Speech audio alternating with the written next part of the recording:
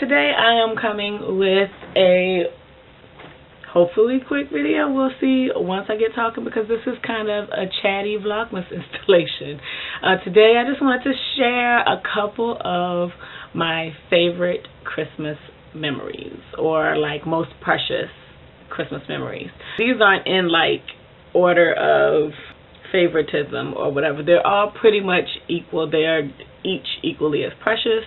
But yeah, number one is my mom cooking what she calls nuts and bolts, which is like her version of Chex Mix, which is so good. Her cooking this Chex Mix every year was one of my most favorite Christmas meals. Now, my mom is a baker.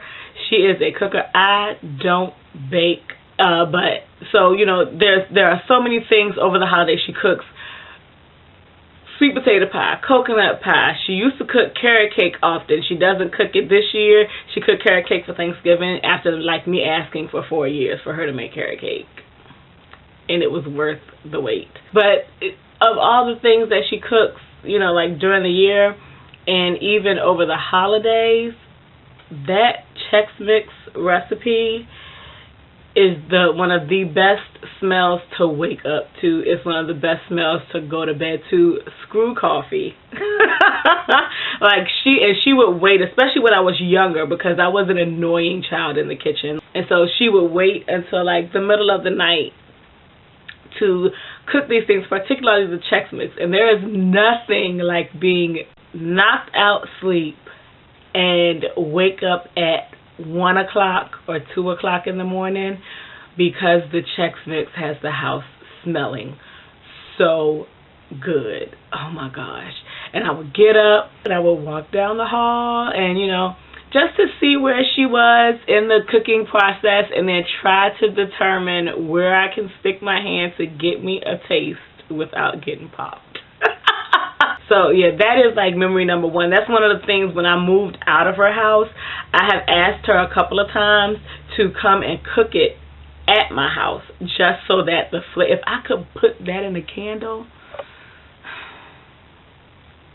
it would be just wonderful. But I asked her to come and cook it here instead of cooking it at her house, so that my house could smell like it. Because it's just like one of my favorite Christmas memories.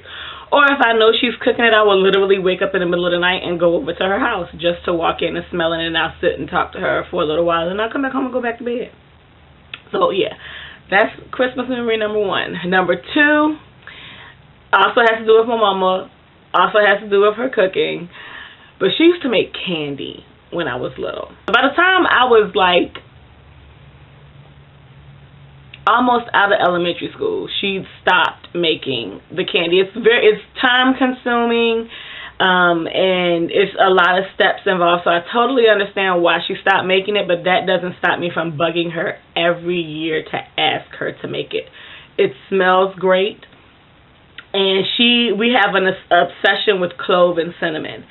Oh my gosh, I love spicy foods. I have been eating spicy foods probably since I could walk, because even my mom's chili, which everybody loves, that's one of my favorite stories about me that she tells.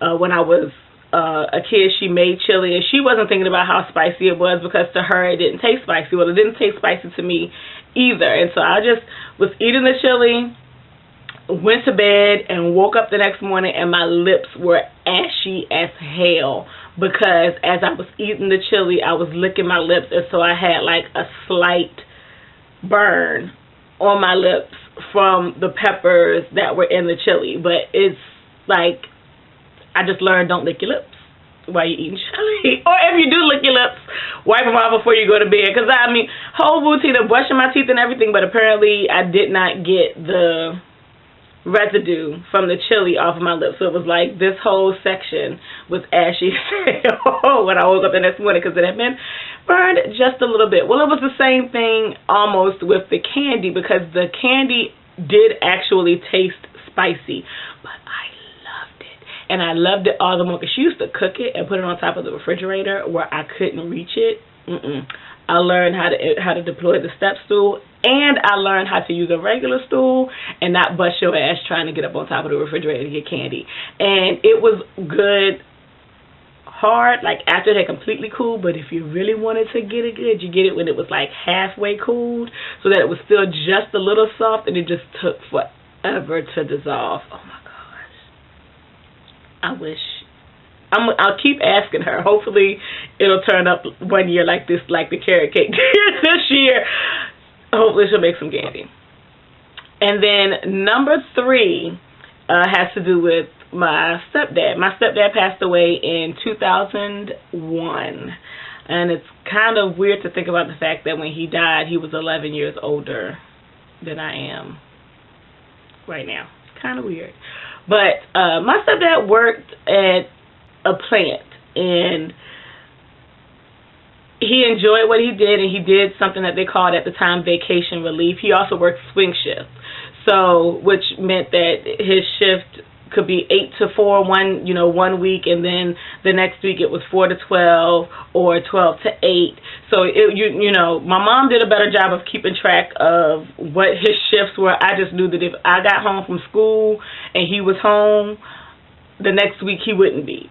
But my stepdad was very artistic and really good. He wrote calligraphy, which is an art form that I have never been able to even understand how to do and have it look well. It looks like chicken scratch, or it looked like chicken scratch when I attempted to do it. That's the one thing that I almost really got in trouble with, but he realized that I didn't understand because I was writing with his calligraphy pen, and that was a no-no. During the holidays, he used to do vacation relief for people who would go visit their family, because all of his family is pretty much within 30, 20 miles of where we lived. And so he would do vacation relief because he didn't have to go far to visit his family. So there would be times where he would work double shifts. It would be like amazing for me when I would get home from school, and I would expect that he would be at home in the bed, sleep, and I would open the door and all of the Christmas decorations would be in place. Like, he would come home and he would put the tree up, he would put the lights on the tree, he would do the garland on the banister and the rail coming down the steps, and there would be Christmas music playing, and sometimes I would get home and it would all be complete, and I'd be like, oh my gosh, I can't. And it was literally like, to me, even when I was in high school, I was like, this is like magic. When I left this morning, you weren't here, the house looked like it regularly does, and then when I get home, it's like a Christmas wonderland. And it was just so much fun to walk into the house and see that that's what he chose to spend his time doing when he got off work, when he could have been asleep. And sometimes I would get home and he would be halfway through doing it. So I did a lot of my homework during the school day because I had ADD, and that was the way to keep myself out of trouble. And so when I would get home, sometimes I would just turn on Christmas music and I would sit, because decor was not my thing. It was just not what I did. So I would get home and I would pull out a book and I would sit in one of the chairs in the living room while he was decorating the tree, and that would be how we would spend time together. My stepdad was not a talker, which is kind of funny because my mother and I can talk you a mile a minute. It was fine with the two of us for him to be decorating the tree. I'm playing Christmas music. He's not annoyed. I'm reading a book while he's decorating the tree, and then when he was finished, I would just sit on the floor in front of the tree and continue reading. And then every day I would come home and I would turn the tree on, I would turn the lights on and sit in front of the tree and read. And that is probably one of my most favorite Christmas memories. And the only reason why I put a tree up every year, as I said, decor is not my thing.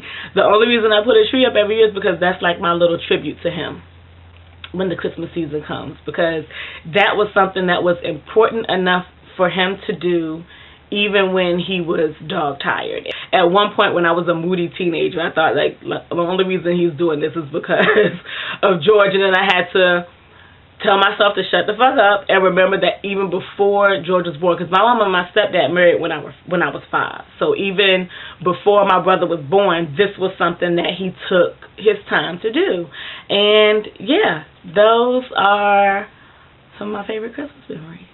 So, yeah, share with me below what some of your favorite Christmas memories are. I kind of really love the holidays because of that. So, let me know what some of yours are in the comments below. Thank you for watching, and I'll see you tomorrow.